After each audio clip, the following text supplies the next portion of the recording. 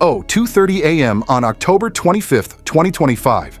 8 FT above the Belgorod River, 3 HIMARS rockets are screaming toward their targets. Ukrainian operator has exactly one shot to make this count. Missed the control gates by a few feet, and the 100 million Russian fortress remains untouched. The entire mission a failure. Hit the main dam wall just yards away, and he has just unleashed a catastrophic flood that will wipe the Ukrainian town of Bobchansk off the map. The margin for error was measured in inches. The time from launch to impact 47 seconds. But this 47-second flight was the finale of a 90-minute knife fight with physics and Russian radar. It began in a muddy field 50 miles from the border. A 16-ton M142 HIMARS truck maneuvered into a pre-calculated firing position under the cover of darkness. This wasn't just a strike, it was a gamble. The Russians had become brutally efficient at hunting these launchers. Ukraine had already lost 4 of them in 2025 to a combination of his Iskander missiles and Lancet drones. To the Russians, the distinctive heat signature of a HIMARS launch was a dinner bell. The mission therefore seemed impossible.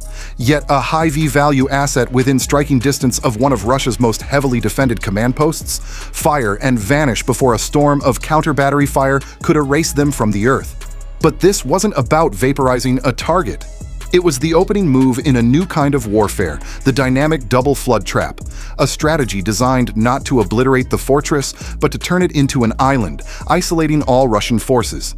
The defenders inside scanned the skies for the threats they were trained to fight. They never thought to look for the water rising at their feet. CO2 and 15 seconds. On the ground, the 80 Russian infantrymen hear it first.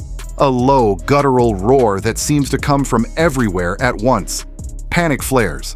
Floodlights on the 3 BMP-3s snap on their beams, diffusing into the thick 90% humidity fog, illuminating nothing but swirling vapor. Then, the shooting starts. A hailstorm of 7.62mm rounds erupts from 80 AK-47s, each firing at 600 rounds per minute. Red tracers slice into the fog, searching for a target they can only hear. A soldier shoulders an RPG-7 firing a rocket into the dark river. The explosion throws up a plume of water, achieving nothing. They were firing at ghosts. Here's the problem. It wasn't their rifles, it was their eyeballs. On a clear night, the human eye can spot a small drone from 650 FT away. But tonight, the combination of dense fog and a 6-in blanket of soaked oak and birch leaves on the riverbank reduced effective visibility to less than 100 FT. It was less like a military response and more like a startled homeowner firing a shotgun into a dark basement. 8 feet above the chaos, the 3 HIMARS rockets are completely unfazed. They scream past the tracers at 200-300 mph, their guidance systems impervious to the blind panic below. At 0:30 and 47 seconds AM, they strike. There isn't one massive fireball. There are 3 sharp, violent cracks as 600 lb of PBXN-110 explosive detonates with surgical precision. The first 2 rockets hit the Slugate control building, concrete vaporizing steel supports groaning and twisting. The 3rd rocket fractures the valve housing, creating a 3 FFT leak that grows to 1.6 FT deep in 60 seconds. The immediate effect is almost silent. A dark, cold slick of river water begins to seep across the ground, then pour rising with unnatural speed. Within a minute, it's 1.6 FT deep. The Russian dugouts built low to the ground for protection became death traps. Water floods in, soaking ammunition, shorting out radios, and rising past the soldiers' boots. Panic turns to terror. The infantrymen abandon their position, scrambling out of their waterlogged holes for the higher ground where the air defense vehicles are parked. In their desperate flight, they do exactly what the Ukrainian planners had gambled on. They run directly toward the next layer of defense, perfectly illuminating the path for the real attack wave that is yet to come. The checkpoint gun positions and the hidden Pantsir S1S are no longer hidden. If you thought that was the end of the video, unfortunately not, because next is the fatal attack. The successful strike by the HIMARS was just the overture. Back at the launch site, the clock had already started. The launcher's 3 empty pods were glowing at 1800 degrees Fahrenheit, a beacon of infrared energy screaming its location to every Russian satellite and counter-battery radar in range. The crew didn't wait. A high-pressure system sprayed the tubes, creating a massive hiss of steam as the metal cooled. But they didn't wait the full 3 minutes the standard procedure required. 90 seconds. That's all the time they had. The 35,000 truck lurched forward, tearing through the mud, racing for the safety of a pre-planned hide site 5 miles away under a dense tree canopy.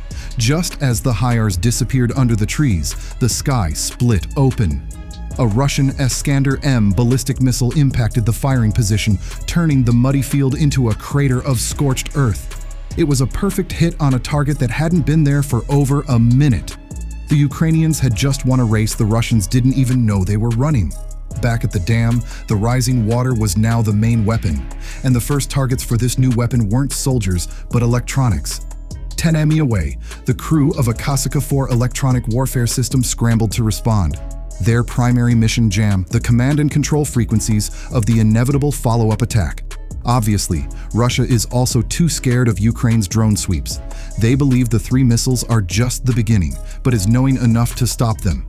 The Cascade 4 system surged to life, pumping a tsunami of electromagnetic energy across the battlefield. For the 25 Ukrainian FPV operators positioned 10 mi away, they seemed to be blinded instantly. Their screens all dissolved into a blizzard of static simultaneously. The connection severed, the control link gone. 25 4PB drones, each carrying a 4.4 lb-shaped charge, were now flying blind inside a 186-mile wall of Russian jamming. This is the moment where most drone attacks die. The Cascade is a beast designed to fry the electronics of low-orbit satellites. 2 factors, however, were now fighting for Ukraine. The first was physics. The very same fog and moisture that crippled the Russian soldiers' vision was now degrading the Cascade's power. The second factor was far more brilliant. As the radio links died, the drones didn't fall from the sky. They woke up. Their onboard AI switched seamlessly from remote control to autonomous mode. They were no longer listening for a pilot. They were now hunting on their own, using a combination of optical flow sensors and 360-degree lidar scanners to navigate the chaos. They weren't following GPS coordinates. They were reading the terrain, sensing the pressure changes in the air, and following the path of least resistance, the newly formed river channel created by the HIMARS strike. The swarm had punched it through the electronic wall, but the Cascade's assault had bought the Russians precious seconds, just enough time for their most powerful eye in the sky to open the Nebo-M long-range radar. The Nebo-M's massive antenna array completed its 6-second sweep of the horizon. Its powerful radar cut through the fog and registered not 1, but 2 distinct groups of targets. The first was a cluster of 3 high-speed signatures, the departing HIMARS rockets already leaving the engagement zone. The second group was far more confusing. A low, slow-moving cloud of 10 radar cross-sections flying at 50 WFT. To the operators of the BU-M1 air defense system linked to the Nebo-M, this was a textbook scenario. The system's fire control computer flagged the 10 contacts as the primary threat. An order was given. With a deafening roar, 2 9M38 missiles launched into the night, accelerating to 3 times the speed of sound. The missiles tracked true. Within seconds, they detonated inside the cloud of contacts, their proximity fuses triggering massive fragmentation warheads. 2 of the 10 targets vanished from the Russian radar screen. It was a perfect kill and a complete waste of 2 multi-million-dollar missiles. Those 10 targets were FPV darts, just like the main attack force, but programmed with a sacrificial mission. They were decoys flying higher and slower to look threatening and draw the fire of Russia's most powerful long-range air defenses. While the buck operators were patting themselves on the back, the real threat was moving undetected. The main swarm of 15 FPV darts flying just 6 feet off the water was completely hidden in the radar clutter created by the wet, 6-in-thick carpet of leaves and the rising floodwaters. The Nebo-M's sophisticated algorithms designed to filter out ground interference had just filtered out the entire Ukrainian attack force. The decoys had done their job. The book system was now tracking phantom targets. But by firing, the Russians had revealed the exact location of their long-range air defense. And as the floodwaters continued to rise, another more immediate consequence became clear. The water was now seeping over the main railway line, connecting the Belgorod depot to the front, turning a critical supply artery into an impassable swamp. The long-range threat was neutralized. The main swarm now had to face the final, most lethal layer of defense. The two Pantsir S1-point defense systems now fully alert and waiting for them. 0233 a.m. The Russian fire control system locks onto a lead drone in the first wave. The lieutenant in the Pantsir command vehicle gives the order, Fire 1. A 57 E-6E missile screams from its launch tube, accelerating to 2,300 mK/s. Instantly, the targeted drone's AI executes a violent evasive maneuver while simultaneously broadcasting the missile's trajectory data to the rest of the swarm. The other drones don't scatter. They instantly recalculate, using the missile's attack vector as a temporary safe corridor to surge forward. The missile detonates over empty water, its seeker fooled by the drone's abrupt dive and the intense ground clutter a miss. The lieutenant watches the target icon vanish, only to be replaced by three more now alarmingly close. Cold dread replaces adrenaline. Guns. He roars into the intercom. Engage target cluster. Bravo. Saturation fire. The Pantsir's twin 30mm cannons lock onto another drone and spit a 3-second burst. The target is vaporized in a brief, bright fireball. A successful kill, but a fatal distraction. Here is the fatal imitation of the Pantsir system. The turret can only face one direction at a time. For every drone, it killed 3 more exploited, the opening pouring through the gap in the defenses. The Russians were winning individual battles, but they were being overwhelmed by the swarm's brutal, simple math. Miles away in a Ukrainian command bunker, the flight controller sees the breakthrough on his master screen. He issues a single system-wide command to the dozen drones that broke through. Engage terminal phase autonomous. The drones no longer need human guidance. Their own optical sensors now lock onto the primary target. The cold, dark steel of the Russian command bunker and its critical ventilation shafts fill their screens. The Russian BMP-3 crews cannot react. Their cannons require 15 seconds to traverse. The drones adjust their attack vector in 50 milliseconds. The infantry's rifle fire is a useless gesture against the fog. The first group of 4 drones in the swarm bypasses the bunker's 12-in thick steel armor, entirely targeting the primary ventilation shafts. They strike in a synchronized volley. 0235 a.m., their shape-charge warheads detonate, activating the Monroe effect. A jet of molten copper at 7,000 Taler mass slices through 12-in steel like a blowtorch through butter before the initial shockwave dissipates. The remaining 8 drones in the swarm execute the main attack. They slam into the exposed concrete foundation in a perfectly timed 3-second window. The overlapping detonations generate a catastrophic overpressure event. The bunker, engineered to withstand a single massive impact from above, begins to fail under the force of multiple simultaneous explosions from within and below. This pressure wave blows the reinforced blast door between the bunker and its primary ammunition depot clean off its hinges. The intense heat and pressure from the initial explosions flash through the new opening, instantly igniting 4.4 million pounds of artillery shells.